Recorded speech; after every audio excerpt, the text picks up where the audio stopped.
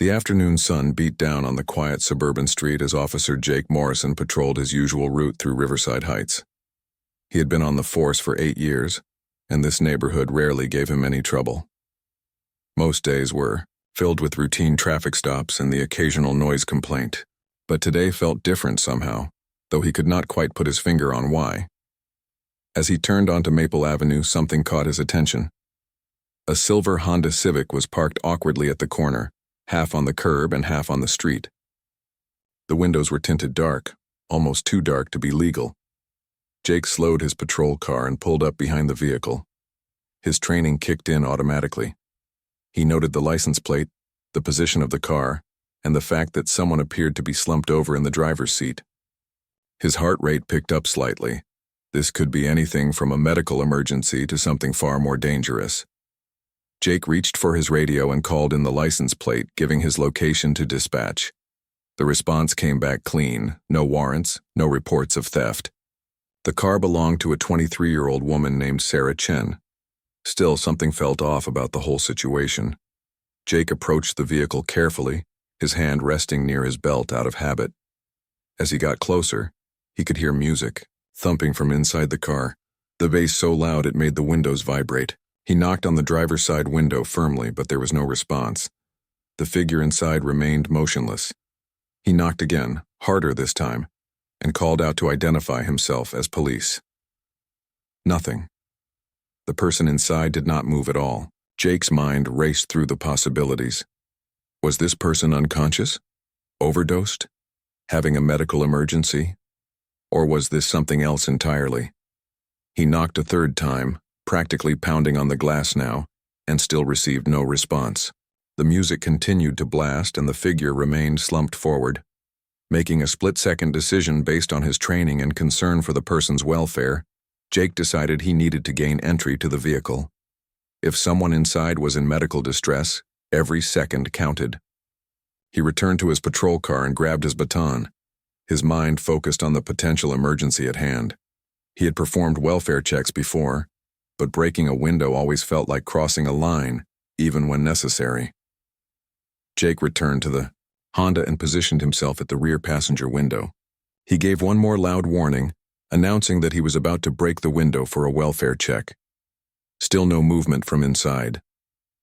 With a swift motion, he struck the window with his baton. The glass shattered into thousands of tiny pieces, the sound cutting through the afternoon air like a gunshot. The moment the glass broke, everything changed. The figure in the driver's seat shot upright, yanking out a pair of earbuds. Jake found himself staring at a young woman with long, dark hair and wide, startled eyes. She looked terrified, her hands flying up in a defensive gesture. The music he had heard was not coming from the car's speakers at all. She had been listening to her phone with earbuds in, completely unaware of her surroundings. "What are you doing?" she shouted, her voice cracking with fear and confusion. "Why did you break my window?" Jake's stomach dropped. This was not an emergency. This was just a young woman who had pulled over to take a break, listening to music too loudly to hear him knocking. He tried to explain himself, his words coming out in a rush about welfare checks and unresponsive drivers, but the woman was not listening. She was staring at her shattered window, at the glass covering her back seat, and her expression was shifting from fear to anger. "I was just tired from work," she said, her voice shaking. "I pulled over to rest for a few minutes before driving home. I had my earbuds in. You broke my window because I was resting." Jake felt the situation slipping away from him. He had followed protocol for a welfare check, or at least he thought he had. But looking at this clearly healthy young woman, at the destruction he had caused to her property, he began to second-guess his decision. Should he have waited longer, called for backup, tried something else? "Ma'am, I need to see your license and registration," he said, trying to regain some control of the situation. It was the standard procedure, but even as he said it, the words felt hollow. The woman glared at him but reached for her purse, her hand still trembling slightly. She pulled out her wallet and handed him her license without a word. Jake looked down at the ID in his hand. Sarah Chen, age 23, local address. Everything seemed normal and ordinary. But as he was about to hand it back and begin the paperwork for the incident, His radio crackled to life. It was dispatch, and the message made his blood run cold. Morrison, be advised. We just received a call from Chief Chen. She says her daughter called her upset about an officer breaking her car window. The chief is requesting your immediate presence at the scene. She's on her way now. Jake's hand froze. Chief Chen. Police Chief Margaret Chen. He looked back at the young woman standing beside her damaged car, and suddenly her last name on the license seemed to glow with significance. This was not just any citizen whose property he had damaged. This was the daughter of his boss, the woman who had the power to end his career with a single decision. The color drained from Jake's face as the reality of the situation crashed over him like a wave.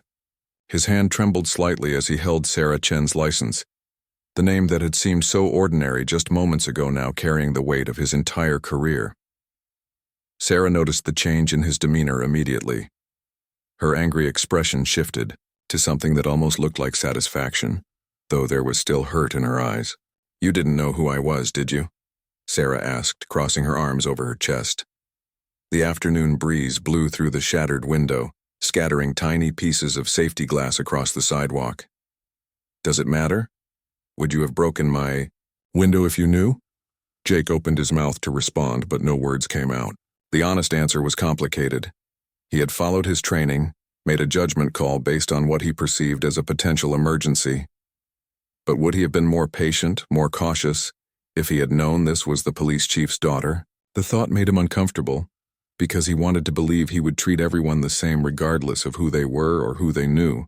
I was doing a welfare check, Jake finally managed to say, though his voice lacked the confidence it had carried just minutes earlier.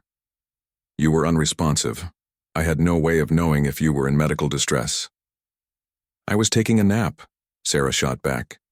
Is that illegal now? Since when do police officers break car windows because someone is sleeping? My windows are tinted, yes, but they're within legal limits. I wasn't parked illegally. I wasn't doing anything wrong except being tired after a 12-hour shift at the hospital. The detail hit Jake like a punch. She worked at a hospital. She was probably a nurse or medical staff, someone who spent her days helping people. And he had terrified her, destroyed her property, all because he had made assumptions. He tried to think back through his training, through the protocols for welfare checks. Had he really exhausted all options before breaking the window? How many times did you knock? Sarah asked, as if reading his thoughts. Because I had my earbuds in, yes, but I'm a light sleeper. If you had tried opening the door, it would have woken me up. Did you try the door handle? Or did you just jump straight to breaking my window? Jake's silence was answer enough. He had not tried the door. He had knocked, called out, and when he got no response with the music still playing inside, he had assumed the worst and acted. Now, standing in the aftermath of his decision, he realized how many other options he might have had. He could have called for backup. He could have tried the door. He could have waited a few more minutes to see if the person inside moved on their own. The sound of an approaching car made them both turn. A black sedan was speeding down the street, moving faster than the residential speed limit allowed. Jake recognized the car immediately. It was an unmarked police vehicle, the kind that high-ranking officers used.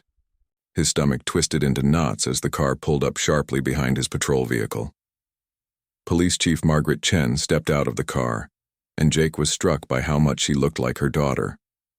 The same dark hair, though the chief's was cut shorter and streaked with gray. The same sharp, intelligent eyes that were currently fixed on him with an expression he could not quite read. She was a small woman, barely 5 feet tall, but she carried herself with an authority that made her seem much larger. Sarah, are you all right? The chief asked, moving past Jake without even glancing at him. She went straight to her daughter, her hands gently checking Sarah's face and arms for any sign of injury. The professional demeanor cracked slightly, revealing the worried mother underneath. I'm fine, Mom, Sarah said, though her voice was tight, just scared and angry. I was sleeping in my car after my shift, and next thing I know, my window is exploding and there's a cop yelling at me. Chief Chen's jaw tightened. She finally turned to look at Jake, and he had to resist the urge to step backward. He'd been in the military before joining the police force, had faced down dangerous situations and difficult people. but nothing had prepared him for the look the police chief was giving him right now. "Officer Morrison," she said, her voice calm but with an edge that could see. "Steele, would you care to explain why you felt it necessary to destroy my daughter's property?" Jake launched into his explanation, describing the scene as he had found it. The unresponsive figure, the loud music, his attempts to make contact. He explained his training, the protocols for welfare checks, the concern for potential medical emergencies. As he spoke, he could hear how his reasoning sounded, could hear the gaps in his logic that Sarah had already pointed out. Chief Chen listened without interrupting, her expression remaining neutral. When Jake finished, she was quiet for a long moment, looking between him and the damaged car. Finally, she turned to Sarah. "Did he try to open your door before breaking the window?" she asked. "No," Sarah replied. "Did he call for backup or wait for a secondary unit?" "No." "How long would you estimate passed between when he first approached your car and when he broke the window?" Sarah thought for a moment. "Maybe 3 minutes. Maybe less." Chief Chen nodded slowly, processing the information. Jake felt like he was watching his career dissolve before his eyes. 8 years on the force, a clean record, several commendations for good work. All of it was about to disappear because of one bad decision, made worse by who the victim turned out to be. "Officer Morrison," the chief said, turning back to him, "I'm going to need you to return to the station and write up a full incident report. Every detail, every decision, every moment from when you first saw this vehicle until now. Do you understand?" "Yes, Chief," Jake said, his voice barely above a whisper. "I'll be reviewing it personally," she continued. "And then we'll need to have a conversation about judgment, protocol, and what constitutes a genuine emergency versus an overreaction." Jake nodded, not trusting himself to speak. He glanced at Sarah, wanting to apologize but not sure if it would make things better or worse. She was standing with her arms wrapped around herself now, looking smaller and more vulnerable than she had moments before. The reality of what he had done, how he had terrified this innocent woman, settled over him with crushing weight.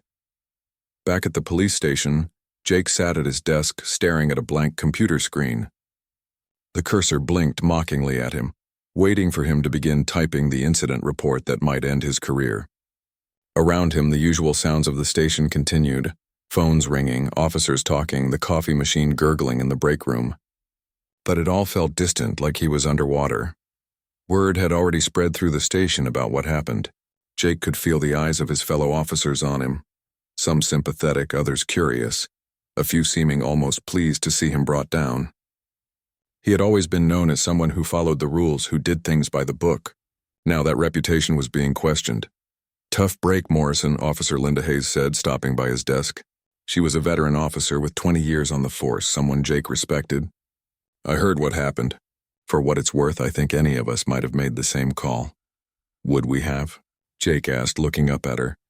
"I keep replaying it in my mind. I should have tried the door handle. I should have waited longer. I should have done something different." Linda pulled up a chair and sat down beside him. "Listen, second-guessing yourself will drive you crazy. You made a decision based on what you knew at the time. The person looked unresponsive. You tried to make contact. You got no response. Your training tells you that could be a medical emergency where every second counts. But it wasn't," Jake said flatly. "It was just a tired nurse trying to rest before driving home. And now I've traumatized her and probably lost my job." "Maybe," Linda admitted. "Or maybe this becomes a learning experience. The chief is tough but fair. If you're honest in your report, if you take responsibility for your actions, she might respect that. She's not looking to ruin good officers, Jake. She's looking to make sure we do better." Jake nodded, though he was not entirely convinced.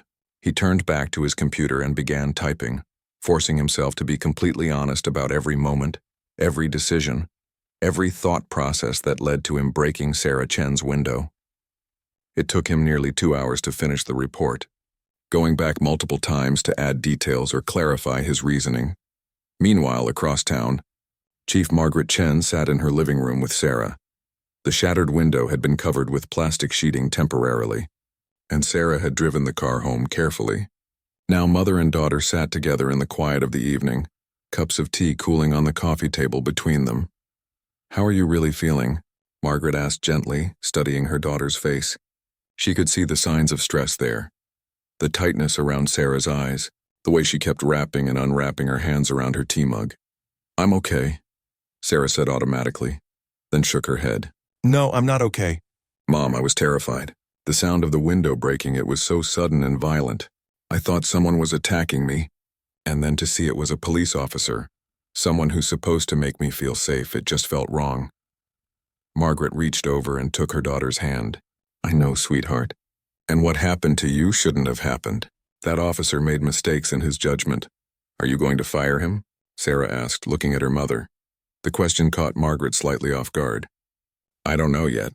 I need to review his report, look at his record, consider all the factors." "Why do you ask?" Sarah was quiet for a moment, thinking. "Because he looked genuinely horrified when he realized what he'd done. Not because of who I am, I mean before he knew I was your daughter. When he understood that I was just sleeping, that he'd scared me for no reason, he looked sick about it. I was so angry in the moment, but now I keep thinking about it. He really thought he was helping someone." "That doesn't excuse poor judgment," Margaret said carefully. "I know," Sarah agreed. "But it should count for something, shouldn't it? That he was trying to help rather than just being aggressive or power-hungry. I've seen cops at the hospital, Mom. I've seen the ones who treat people like criminals before knowing the situation. And I've seen the ones who genuinely care. He seemed like he cared. He just made a bad call." Margaret looked at her daughter with a mixture of pride and concern. "You're more forgiving than I expected you to be." "I'm still angry," Sarah admitted. "And I'll probably jump every time I hear a loud noise for a while. But I also know that being a police officer is hard. You've told me that my whole life. People have to make split-second decisions with incomplete information. Sometimes those decisions are wrong." "That's true," Margaret said slowly. "But officers also need to be held accountable when they make those wrong decisions. If I let this slide because you're willing to forgive, what message does that send to the rest of the force? What about the next person whose window gets broken unnecessarily?" It was a question without an easy answer. They sat together in silence for a while, both lost in their own thoughts. Sarah eventually excused herself to go to bed early, exhausted from her long shift and the emotional trauma of the afternoon. Margaret remained in the living room, thinking about justice, accountability, and the complicated balance of being both a mother and a police chief. The next morning, Jake arrived at the station early, his stomach in knots. He had barely slept, his mind replaying the incident over and over. He had received a message the night before that Chief Chen wanted to see him in her office at 8 in the morning sharp. The hours until that meeting felt like an eternity. When 8 o'clock finally arrived, Jake made his way to the chief's office on legs that felt like rubber. He knocked on the door, heard her call for him to enter, and stepped inside. The office was neat and organized, with commendations on the walls and a few personal photos on the desk. Jake noticed one of Sarah in a graduation cap and gown, smiling broadly at the camera. "Sit down, Officer Morrison," Chief Chen said, gesturing to the chair across from her desk. Jake sat, his back straight, his hands folded in his lap. The chief had a folder open in front of her, which Jake assumed was his incident report along with his personnel file. "I've read your report," she began, looking at him directly. "And I've reviewed your record with the department. 8 years, multiple commendations, no complaints or disciplinary actions. By all accounts, you're a good officer who cares about the community you serve." Jake wanted to feel relieved by these words, but the chief's expression remained serious. "However," she continued, and Jake's heart sank, "what happened yesterday represents a significant failure in judgment. You escalated a situation unnecessarily, caused property damage, and traumatized an innocent civilian. Your report is honest about your mistakes, which I appreciate, but honesty after the fact doesn't undo the harm caused." Jake listened, his throat tight, as Chief Chen continued. Every word felt like a judgment on not just his actions that day, but on his entire career, his choices, his worth as a police officer. He had spent years building a reputation as someone reliable, someone the community could trust. In 3 minutes on a sunny afternoon, he had thrown all of that into question. "The department will be covering the cost of replacing my daughter's window," Chief Chen said, making a note on a paper in front of her. "That's the easy part. The harder question is what happens next with your career here." Jake nodded, not trusting himself to speak. His mouth was dry and his palms were sweating despite the cool air conditioning in the office. "I spoke with Sarah last night," the chief continued, surprising Jake. She's still upset, understandably, but she also said something that made me think. She said you seemed genuinely concerned about helping someone you thought was in trouble. Is that accurate? Yes, Chief, Jake managed to say. I honestly thought there might be someone in medical distress in that car. I was wrong, and I should have taken more time to assess the situation, but my intention was to help.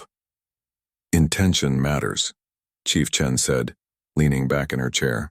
But it doesn't excuse poor execution. Here's the situation, Officer Morrison. I have several options available to me. I could terminate your employment. I could suspend you without pay. I could issue a formal reprimand and move on. What I decide to do will set a precedent for how similar situations are handled in the future. The weight of that statement hung in the air. Jake realized this was about more than just him. It was about how the entire department would handle welfare checks, how officers would be trained and held accountable, how the community would see the police force moving forward. What I'm going to do, the chief said, and Jake held his breath, is suspend you for 2 weeks without pay. During that time, you will undergo additional training on crisis intervention and de-escalation techniques. You will also participate in a community outreach program, where you'll be working with civilians to better understand their perspectives on police interactions. Jake exhaled slowly. A suspension was serious, and 2 weeks without pay would hurt financially, but it was not the end of his career.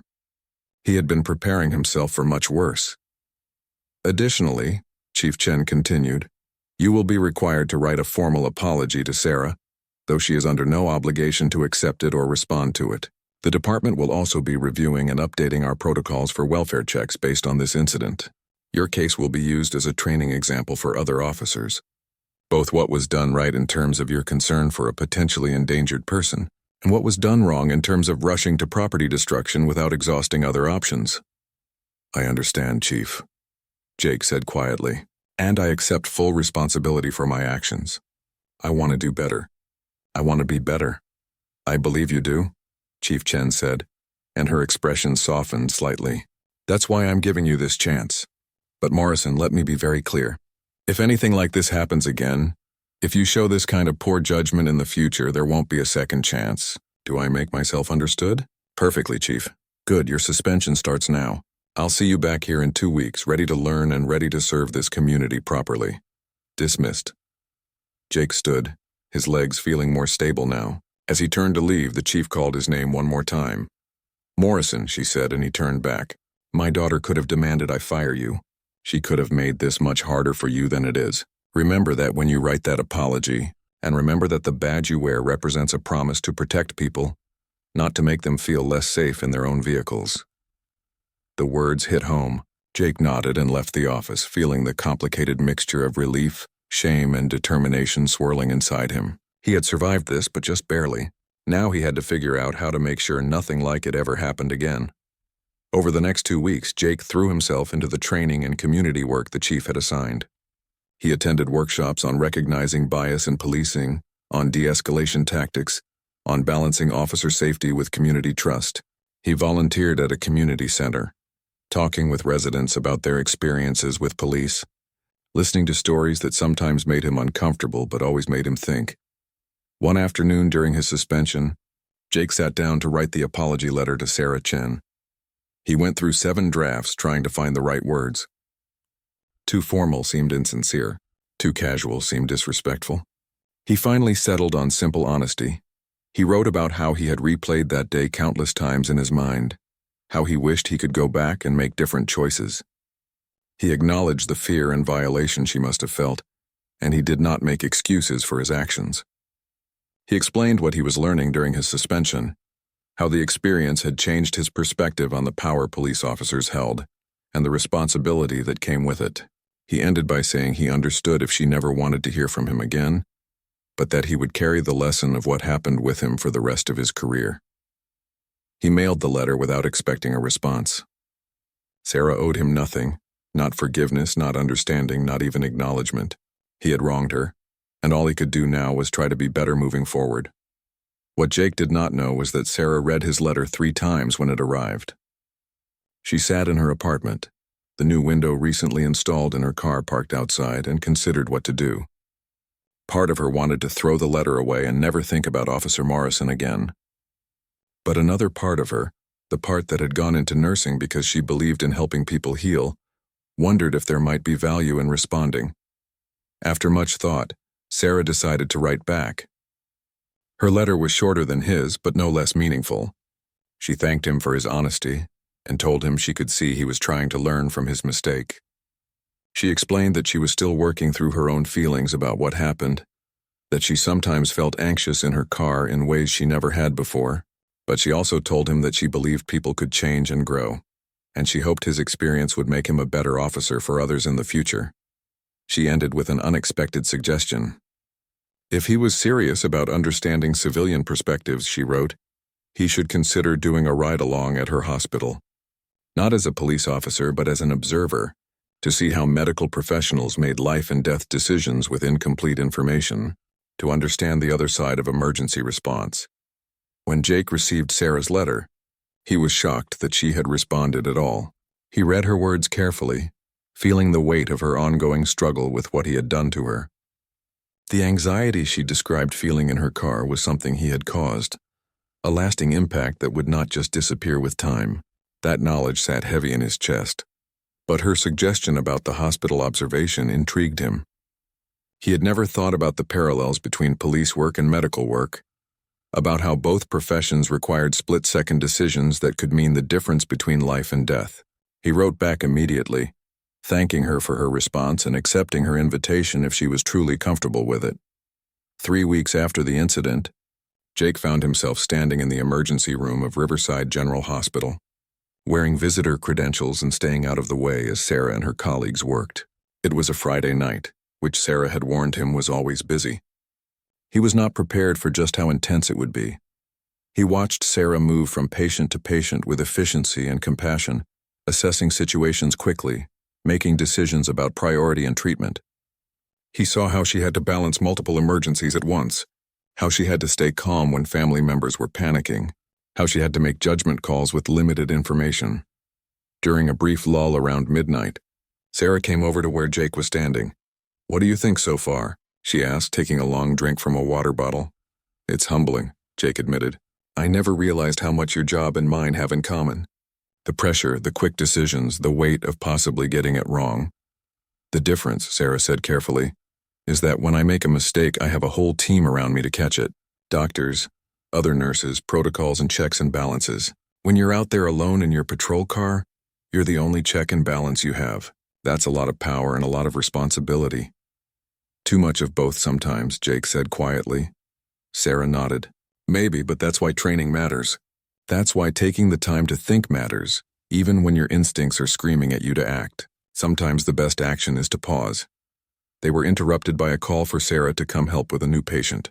Jake watched her rush off and he thought about her words. Sometimes the best action is to pause. It seemed so simple, but in the moment with adrenaline pumping and training kicking in, pausing felt counterintuitive. Yet he could see now how that pause might have changed everything that afternoon with Sarah's car. When Jake returned to work after his suspension, he was a different officer. Not dramatically different in ways others might notice, but different in his approach, his thinking, his patience. He still took his job seriously, still responded to calls with dedication, but now he added an extra beat of assessment before acting, a moment to consider alternatives, to question his first instinct. Several months after the incident, Jake was called to another welfare check. A car was parked in a lot behind a shopping center, and someone had reported an unresponsive person inside. Jake felt his heart rate pick up as he approached, memories of that day with Sarah flooding back. But this time, he handled it differently. He knocked on the window and announced himself. "Elf," no response. He tried the door handle and found it unlocked. He opened the door slowly, calling out again. The person inside, an elderly man, stirred and woke up, confused and disoriented. He had pulled over because he felt dizzy while driving and had fallen asleep while deciding whether to call for help. Jake called for an ambulance, stayed with the man until paramedics arrived, and made sure he got the medical attention he needed. The man's daughter called the station the next day to thank the officer, who had helped her father with such care and patience. Chief Chen made sure Jake knew about the call. "This is the kind of police work this community needs," she told him in a brief meeting. "You showed good judgment, Morrison. You took your time, You assessed the situation and you helped someone without causing unnecessary harm. This is what I want to see from all my officers. The praise meant more to Jake than any of his previous commendations. It meant he had truly learned from his mistake, that he had grown into a better officer because of it, rather than being destroyed by it. Sarah continued working at the hospital, and while she occasionally saw police officers come through with patients, she never ran into Jake again. Her car window had been replaced good as new, but she never forgot that afternoon. Sometimes she would pull over to rest after a long shift and would feel a flutter of anxiety, would check her mirrors more often than necessary. The trauma had left its mark, subtle but present. But she also thought about Officer Morrison's apology, about his willingness to learn and change. She thought about their conversation in the hospital, about how he had really listened to what she had to say. In a world where it often seemed like people refused to admit mistakes or grow from them, she found some hope in his transformation. 1 year after the incident, Chief Chen stood before her department during a training session on welfare checks and crisis intervention. She used the case of Officer Morrison and her daughter as a teaching example. Though she kept their names anonymous in the official presentation, she walked through what went wrong, what could have been done differently, and what had been learned from the experience. The mark of a good officer, she told the room full of policemen and women, is not that they never make mistakes. We all make mistakes. The mark of a good officer is what they do after the mistake. Do they deny responsibility? Do they make excuses? Or do they own their actions, learn from them, and become better servants of the community? Later, in her office, Margaret pulled up Jake Morrison's file on her computer. His record since returning from suspension had been exemplary. Multiple successful welfare checks handled with patience and care. Positive feedback from community members. A visible commitment to better policing practices. She thought about that afternoon when she had gotten the call from Sarah, when she had raced to the scene fearing the worst and finding her daughter shaken but unharmed. She thought about the anger she had felt, the protectiveness of a mother warring with the objectivity required of a police chief. She thought about the decision she had made to give Morrison a second chance rather than ending his career. Looking at his record now, Margaret believed she had made the right choice. Not because he was her daughter's victim and she had been lenient, but because the situation had revealed an officer who genuinely wanted to serve his community well and was willing to do the hard work of growth and change when he fell short. She closed the file and turned to the window, looking out at the city her department served. Policing was hard, full of impossible choices and split-second decisions. Officers would make mistakes. The question was whether those mistakes would destroy them or refine them, whether they would become reasons to leave the force or lessons that made someone a better officer. In the case of Officer Jake Morrison, the shattering of a car window had shattered his overconfidence too, had broken through his assumptions about always being right. And from those shattered pieces, something better had emerged. Not perfect, never perfect, but better, more thoughtful, more aware of the power he held and the responsibility that came with it. Chief Chen hoped that every officer who made a serious mistake would have the courage to face it as Morrison had, to learn from it, to become better because of it. She hoped that her daughter would continue to heal from the fear and violation of that day, and she hoped that the community would see through cases like this one, a police department willing to hold itself accountable while also believing in redemption and growth. As the sun set over Riverside Heights, painting the sky in shades of orange and pink, life continued in the city. Sarah finished another shift at the hospital, driving home carefully in her repaired car. Jake wrapped up his patrol, heading back to the station with a clean conscience and a commitment to thoughtful policing. And Chief Margaret Chen prepared to go home to her family, carrying the complex weight of being both a mother and a leader, both a protector and a teacher. The incident that had brought them all together had been painful, but it had also been transformative. And in the end, that transformation was what mattered most. Not the mistake itself, but what had been learned from it, what had changed because of it, and how it had made everyone involved think more deeply about justice, responsibility, and what it truly meant to serve and protect.